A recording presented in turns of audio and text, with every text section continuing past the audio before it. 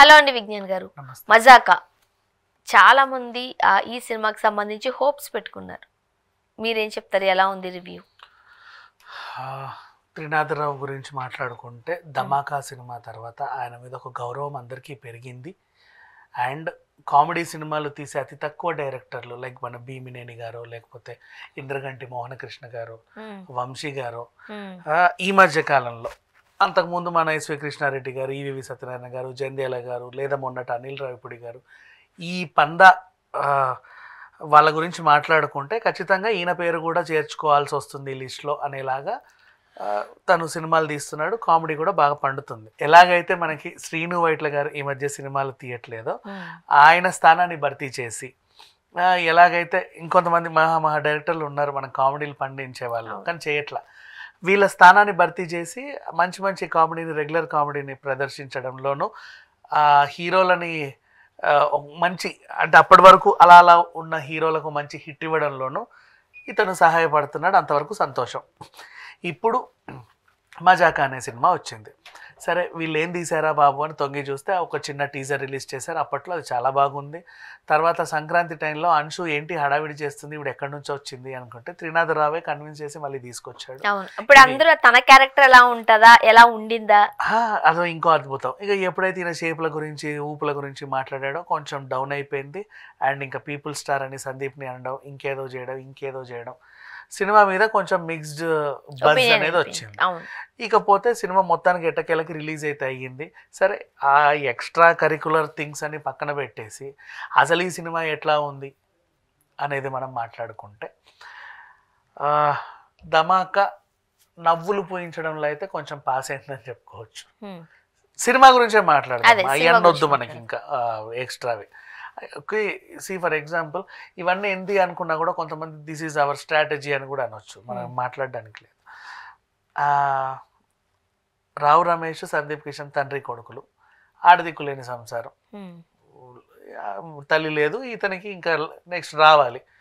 ఈలోపు ఇల్లంతా కొంచెం గందరగోళంగా ఉంటే ఓ పెళ్లి చేసుకుంటే బాగుండు అనిపిస్తుంది. ఇది మీకు మనకు ఆల్రెడీ ఆడువారి మాటలకు అర్థాలే వేరులే లాంటి కొన్ని కనిపిస్తాయి. ఇప్పుడు వెంకటేష్ అండ్ కోట శ్రీనివాసరావు గారి ఇంట్లో ఎవరు ఉంటారు, వాళ్ళిద్దరే ఉంటారు. ఆ టైపు కొంచెం ఉంటుంది, కొంచెం ఫన్ ఎలిమెంట్స్ కూడా ఉన్నాయి.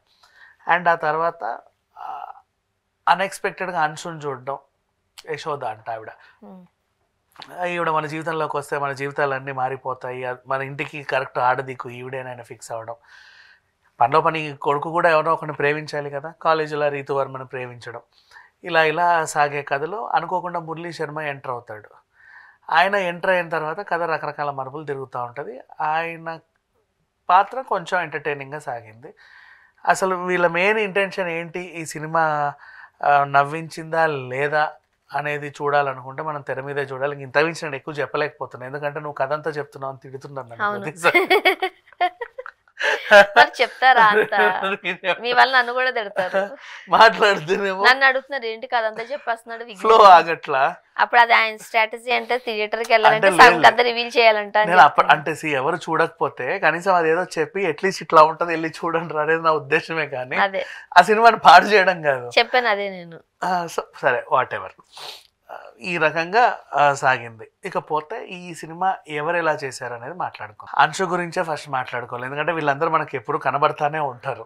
ఆ పిల్ల కనబడి ఎన్ని సంవత్సరాలు అయింది. అంశు ఇరగతీసిందమ్మా. అసలు డీసెంట్గా ఉంటూ మన్మధుడిలో కామెడీ ఎలా పండించిందో మనకు తెలుసు, చూసాం. అదే ఖాళీగా తిరుగుతూ అమ్మాయిలతో డాన్స్ చేస్తారన్నాడే ఆయన వచ్చాడు, ఎంత బాగా మంచి ఎక్స్ప్రెషన్స్ ఉంటాయి. అలా చెప్పారా అని ఈ టైప్ ఆఫ్. అప్పుడు నాగార్జున అంటాడు కనబడవే కానీ నీలో మంచి హ్యూమర్ ఉందని. ఎగ్జాక్ట్లీ బయటికి కనబడదు కానీ అంశులో మంచి హ్యూమర్ ఉంది. అది తీయడంలో డైరెక్టర్ సక్సెస్ అయ్యాడు. ఈ సినిమాలో తన క్యారెక్టర్ చాలా బాగుంది. రావు రమేష్తో జోడి అంటే చాలా కాలం తర్వాత వచ్చాక అంశుకు అంత వయసేం అయిపోలేదబ్బా. మరి నువ్వు రావు రమేష్ అంటగట్టేంత అవసరమేం లేదు. అంటే కొంచెం పర్సనాలిటీస్ కూడా చూస్తారు కదా. కానీ ఇక్కడ విషయం ఏంటంటే నేను ఇంకో కాంప్లిమెంట్ ఇస్తా, రావు రమేష్ వయసు తగ్గినట్టున్నాడు.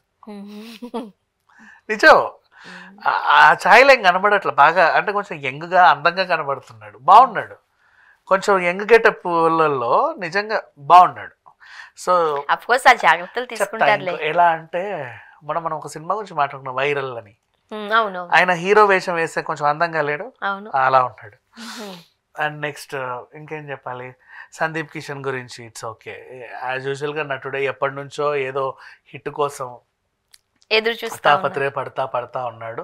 ఈ సినిమా హిట్ అయినప్పటికి కూడా ఆయనకు ఒక రేంజ్ ఎలివేషన్ అవుతారు, ఎందుకంటే సగం క్రెడిట్ రావు రమేష్ కొట్టేశాడు ఇక్కడ. కొన్ని సన్నివేశాలు ఇద్దరు పోటీపడి నటించారని చెప్పుకోవచ్చు. రీతు వర్మ యాజ్ యూజువల్ తన పెళ్లి చూపుల నుంచి తను ఎలా ఏ పందాలు అయితే క్యూట్గా నటించుకుంటూ వెళ్తుందో అలాగే ఉండింది.